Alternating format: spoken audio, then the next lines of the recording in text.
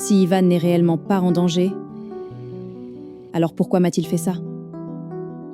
Écoute-moi bien, Pauline. Je suis dans une situation très compliquée que je ne peux pas t'expliquer pour le moment. Mais de quoi tu parles, Ivan? Dis-nous où tu es et on vient te chercher. Tu as dit on vient? Ton père est avec toi? Non, je suis avec Launa, la fille de la dernière fois. Qu'est-ce qui t'arrive? Qui sont les gens qui t'ont emmené? Ah oui, je vois. En fait, Pauline, je viens de tuer un homme. C'est avec son téléphone que je t'appelle. Ils sont à ma poursuite. Je peux imaginer à quel point ça doit être difficile pour toi de tuer pour la première fois. Mais ils te veulent quoi exactement? Je n'en sais rien. Ils parlent une langue que je ne comprends pas. Mais je pense qu'ils suivent les ordres de quelqu'un. Je ne peux pas encore tout expliquer pour le moment. Purée. Tu crois que ça a un lien avec notre passé? Avec André ou les hommes de Junior? Non, je ne pense pas. Quand tu étais au téléphone avec ta mère, j'ai encore entendu des bruits dehors. Quand je me suis approché de la porte, des hommes armés m'ont surpris. Tu es où actuellement? Je sais juste que je suis dans une forêt, loin de toi. Et Ma chérie, je dois te laisser. Ils sont en train de me chercher. La batterie du téléphone est presque... Merde! Ce n'est pas possible. Qu'est-ce qui se passe? Je n'y arrive pas. La situation devenait de plus en plus compliquée. Je ne savais même plus par où commencer.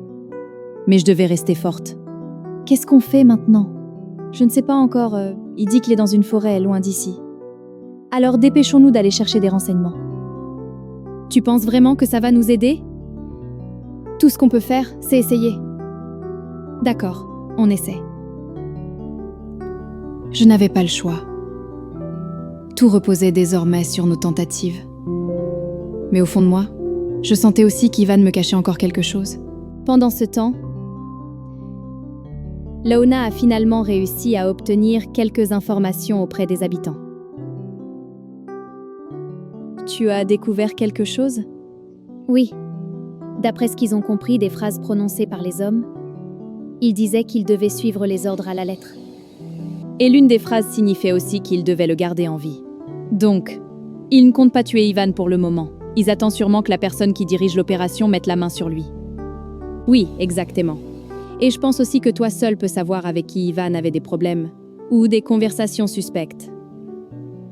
Quand Landry recevait certains appels, je ressentais déjà le danger. Mais il refusait toujours de me parler de ses problèmes. Alors peut-être que toi, tu connais quelqu'un avec qui Ivan échangeait souvent au téléphone. Oui, tu viens de me donner une idée.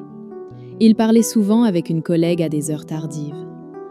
Et parfois, on aurait dit qu'il essayait de se justifier auprès d'elle, comme s'il se sentait coupable de quelque chose. Quand je lui posais des questions, il me disait simplement que c'était une cliente qu'il devait défendre, et qu'aucune femme ne pourrait le détourner de moi. Donc Ivan est avocat? Oui. Et tu sais, les avocats savent très bien jouer avec les mots. Du coup, c'est difficile de savoir quand ils cachent quelque chose. À mon avis, Pauline, Ivan t'aime vraiment. Mais s'il parlait autant avec cette femme, alors elle est sûrement liée à toute cette histoire. Et les affaires liées aux avocats sont souvent compliquées. Bon, Launa, rentrons d'abord à la maison. J'ai une idée en tête. Je vous retrouve demain avec l'épisode 6. Merci de partager pour encourager le réalisateur à continuer cette histoire.